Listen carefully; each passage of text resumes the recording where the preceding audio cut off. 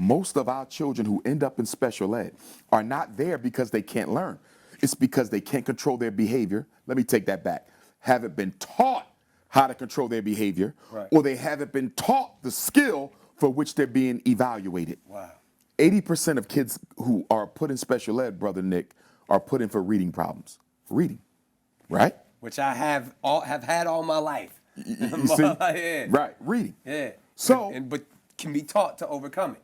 Can be taught to overcome it. Yeah. So why you got all these children in there for reading? We don't have people who can teach children how to read? Right. Of course we can. You got two issues. In order to properly teach reading, you really need to have some kind of a phonics approach. Most public schools, a lot of them, have taken phonics out of the instruction. Yeah. Phonics is basically mastering the letter-sound association. Yeah. If you don't master the letter-sound association, how are you ever going to learn how to read? Right. You see that? Yeah. So the reason why a lot of children are disadvantaged in learning reading is phonics has been removed from the instruction. Now, let's go to... That can be taught at an infant level. That can be taught at an infant level. Children can read at 3. Right. What do you mean you can't read at 13 with normal intelligence? Right. Now, let's go to the home. This is where we got to take responsibility. Right. Most parents, they just celebrated Christmas. They bought a whole bunch of gifts, right? Right. How many had books under the Christmas tree?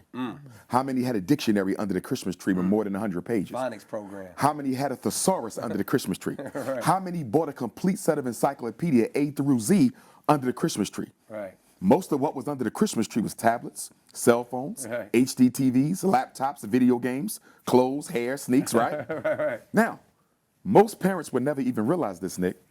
You are consciously investing in your son's future incarceration. Why am I saying that? Yeah. Because if he's in the 5th grade, reading on a second, and you just bought him a video game, a HD TV, a tablet, and a phone, what's the chances he's going to be doing any more work to improve his reading skills? He's not. He's not. You just invested in his distraction. You just invested in his future mass incarceration. Yeah. That's a fact. That is a fact. Now, Dr. Umar say a lot of things that I disagree with, but he also say things I agree with. And on this topic, he's 1,000% right. Here's why. When I was in college, I read a study that the prisoners in jail are more aggressive and more cause more problems when they are illiterate. So based on their literacy rate, you can tell what level to put them on in the prison. So the prisoners who go in and read books and things like that, join programs, get educated, they obviously get out faster, recidivism, and they also have less charges added onto them due to conflicts while in prison. Now, when I was growing up, I was poor. We did not have any money. But what we did have is this government assistance program called the Goodfella Box. I'm not sure if they do this anymore.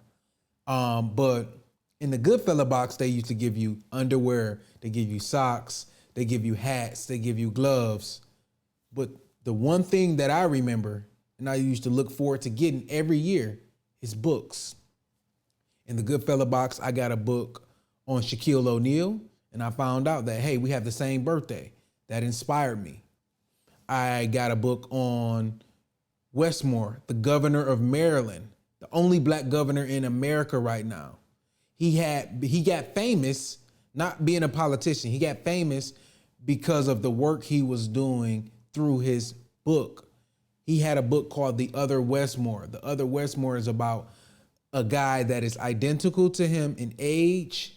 They even look just alike. They had the same first and last name. One guy ended up in prison for the rest of his life, and he obviously ended up a successful writer and politician and leader in the community. Now, why did he end up that way? Reading and writing. His parents invested in his education. Now, a lot of y'all, you buy your kids tablets.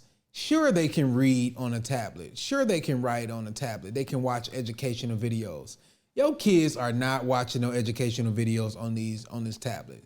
They're watching reaction videos. They're watching Mr. Beast. Shout out to Mr. Beast. They're watching Twitch streams. They are not being educated.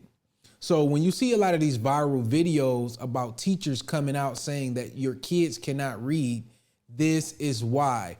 You are investing in their phones and not in their minds. I'm telling you, if you invest 30 to 45 minutes with your kids and they get far ahead in their reading levels, you can almost guarantee that that child is going to be successful.